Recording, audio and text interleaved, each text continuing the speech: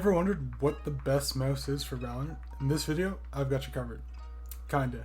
We're going to be looking at a statistical overview of what the most popular mouse is among Valorant pros. The way I got this information was by looking at a Valorant pro player database, which surveys over 350 active players from when VCT started in 2020 about things like their in-game settings, all the peripherals they use, and things like that. The graphic you're seeing on your screen is a distribution of all the different mice used by pro players, and as you can see, the Logitech Superlight is by far the most popular mouse used. Let's talk about why. Out of 350 pro players, over 35% of them are using this mouse. It weighs 62 grams, medium-sized mouse, minimal grooves in the side, and the hump is directly in the middle.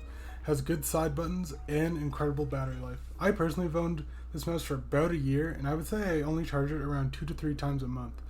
I'd say the only downside to this mouse is the price point, coming in at $200. And I've looked over the months, even on Black Friday, Boxing Day, things like that, it doesn't really go on sale. But I personally think this is the best mouse on the market right now, as its shape is super safe. It's probably going to fit your hand no matter what the size or grip you're using. If you can get over that $200 price tag, I think it is a great pickup. Coming in at number 2 is actually the original version of the first mouse we talked about, before they made it lighter and some minor adjustments to the overall shape. Out of the 350 pro players, 10% of them are still using this mouse. It weighs around 81 grams, so 19 grams heavier than the Superlight, and its price point is $170. Personally, unless you like a heavier mouse, I think spending the extra $30 for the Superlight is worth it, but mice and how it feels, it's all personal preference.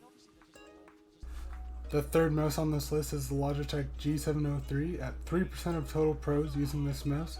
This mouse comes in at 95 grams, which is quite heavy by today's standards, and from the reviews I found online about it, seems like a lot of people are describing the shape to be a little weird. It's one of those where you either love it or you don't.